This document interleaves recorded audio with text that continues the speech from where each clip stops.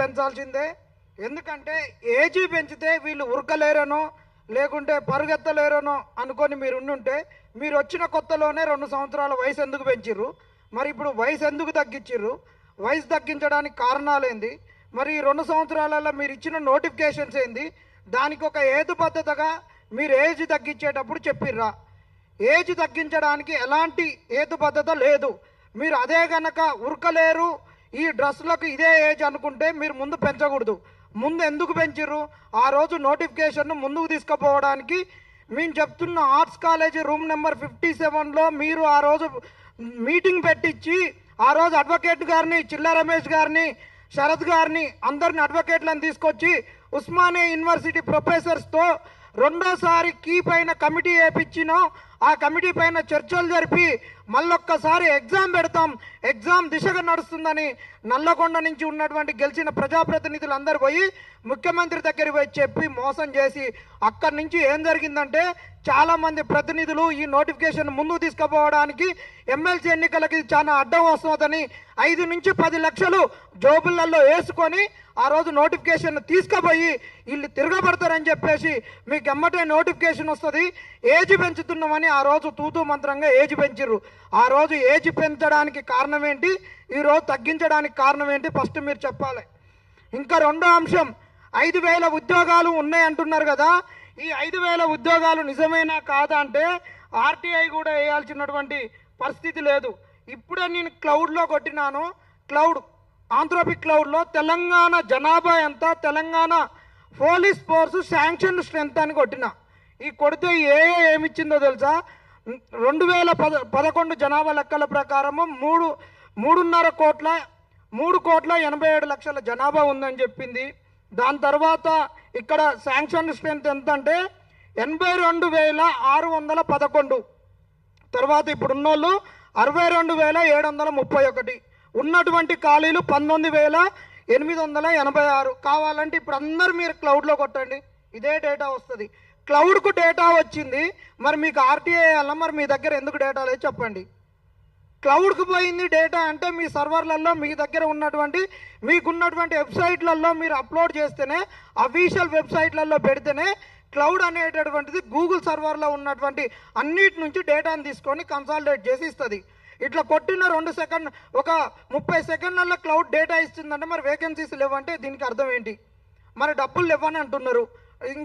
ఇప్పుడు ఈడ 2 అంశాలు, ముఖ్యమంత్రి ఏమో డబ్బులు లేవంటాడు, డీజీపీ ఏమో మమ్మల్ని ఈ సెలెక్ట్ అయిన వాళ్ళకు ట్రైనింగ్ ఇవ్వడానికి మా దగ్గర గ్రౌండ్స్ లేవంటాడు. ఒకటే అంటున్నాం, తెలంగాణ వచ్చిన కొత్తలో అంబాడుతున్నటువంటి తెలంగాణలో 9,000 మందికి ట్రైనింగ్ ఇచ్చిర్రు. తర్వాత 2018లో మీరు ఎంతమందికి ట్రైనింగ్ ఇచ్చిర్రు? రామారామి 19,000 మందికి ట్రైనింగ్ ఇచ్చిర్రు.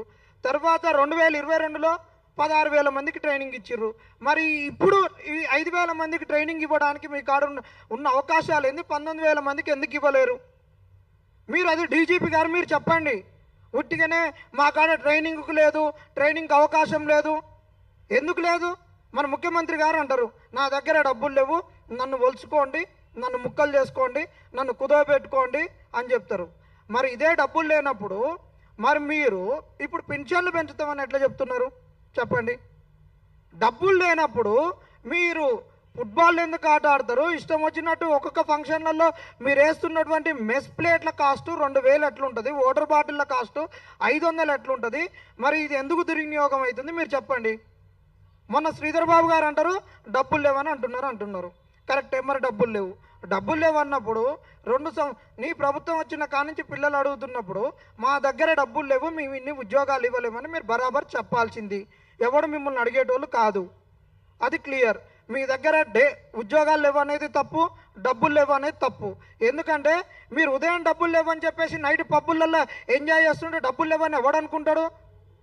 100%గా డబ్బులు ఉన్నాయి, ఉద్యోగాలు ఇవ్వడానికి ఇది ఇవ్వాలి. సరే డబ్బులు లేవు, ఓకే, ఇది కూడా పక్కన పెట్టేద్దాం. ఇంకొకటి, మాకేదొద్దు, మమ్మల్ని ఒక మంత్రి అన్నాడు కదా, మీరు పోయి ఎక్కడన్నా మీరు 100 రోజులు పని చేసుకోమని అన్నారు. బరాబర్ మేము పని చేసుకుంటాం. ఈ రోజు నుంచి మేము ఉద్యోగాలు కూడా అడగం. 5,000 ఉద్యోగాలు ఇస్తే ఓకే. మరి మాకు ఇస్తున్నటువంటి 10 లక్షల వడ్డీ లేని రుణాలు ఇచ్చేసాయి. మేము రివర్స్ ఇంజనీరింగ్ చేస్తాం. రేపు ఎస్సీ ఎస్టీ మంత్రులు ఎవరైతే ఉన్నారో వాళ్ళ దగ్గరకు వస్తాం. మాకు సెంట్రల్ గవర్నమెంట్ నుంచి 60% నిధులు వస్తాయి. మీ అబ్బా జాగీర్ అని తెలంగాణలో మాకొచ్చిన సొమ్మును వేరే శాఖలకు ఎందుకు ఖర్చు పెట్టుకుంటున్నారు?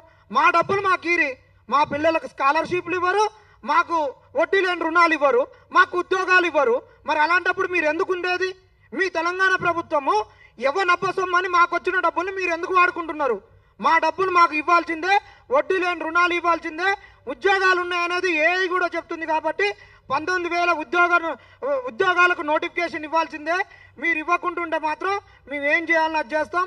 ఇంకొకటి, ఎవరి మీదనైతే కేసులు అక్రమంగా కేసులు పెట్టిర్రో ఆ కేసులు ఎత్తేయకుంటే మాత్రం మేమేం చేయాలని అది చేస్తాం.